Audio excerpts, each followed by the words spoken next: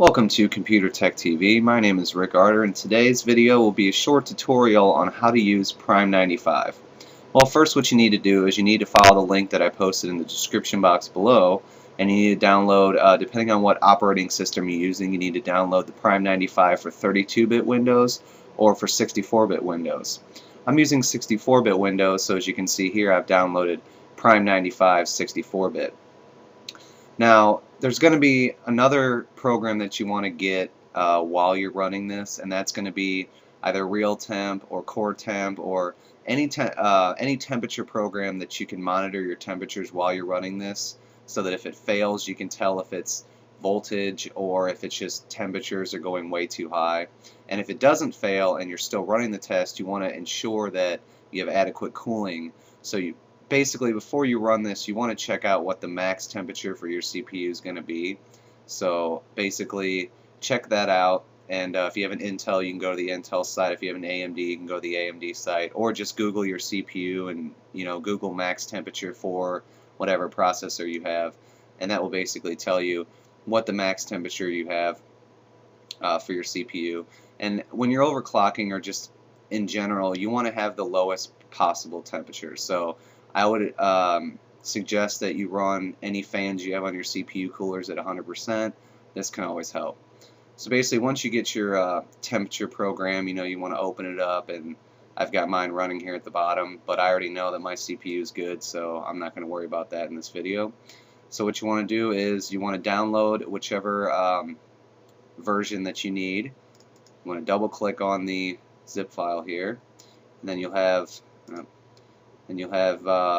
program here. It's an exe. You want to double click on it, and it will extract, and basically it'll open it up here. Right now we're just going to stress test it. Now you have three different versions you can run here. You have a small FFT, which is what you want to run when you're trying to stress your CPU to the max, because this is going to fit all the stuff on the cache of the CPU. This isn't going to test your memory at all. It's not going to do anything but really test your CPU. Now it's going to stress your motherboard as well, so if there is something wrong with your clocks on your CPU or your motherboard, or your voltages are not right, this will tell you right quick. They also have in-place large FFTs. This is actually going to heat your CPU up a little bit more and use more power consumption, basically, as it says right here. And it will test some of your RAM, because the large FFTs will not fit onto the cache of your CPU. And then they also have a blend test here. Now this you can use to test all of your memory. However, I suggest if you're overclocking your memory, you run a test called a test called memtest first. And I'll do another video on that coming up soon if anybody's interested. So basically, let's first start off here. I'm going to do your small FFTs. Actually, before I start this, let's go up here. You want to go to Advanced first, and you want to check your round off checking. You need to make sure that that's checked. And then let's go to Test.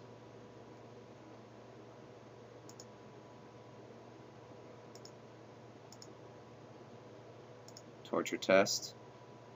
And here's small FFTs. And then down here it'll say number of torture test threads to run. This is the amount of cores that you have. Now if you're running a CPU that's got hyperthreading like the new Intel CPUs, you want to account for that as well. And almost 100% of the time it's going to have the default and the amount of threads that you're going to need to run here. But if for some reason it doesn't, just go ahead and set it to the right one.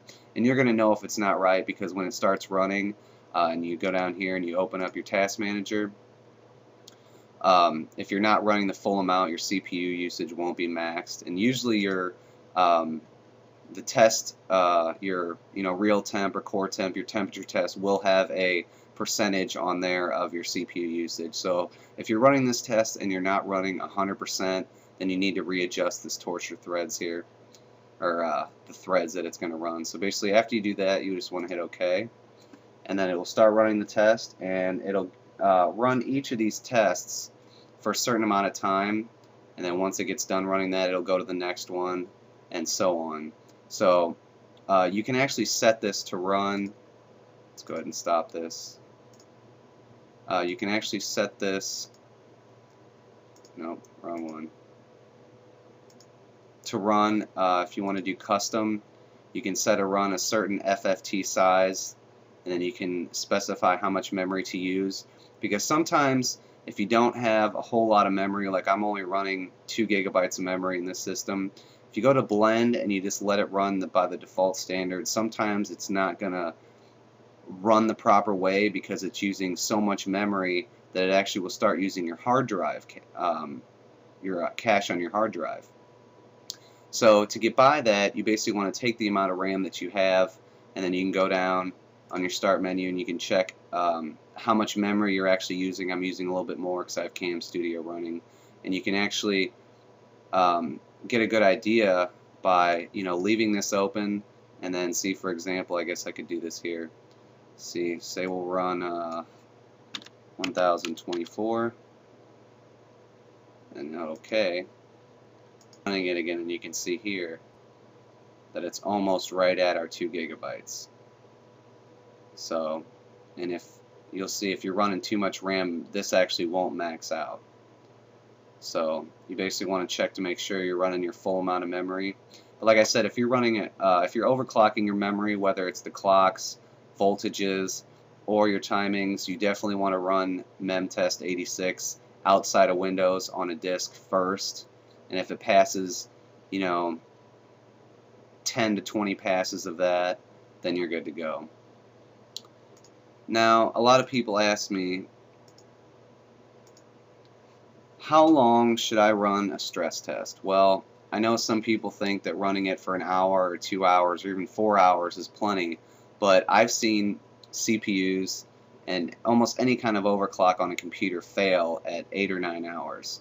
So running it for 4 hours and then thinking that you're okay is not a good idea, because if your overclock is unstable, not only can it be bad for your hardware, but it can corrupt your OS, and it can just give you all kinds of problems down the line.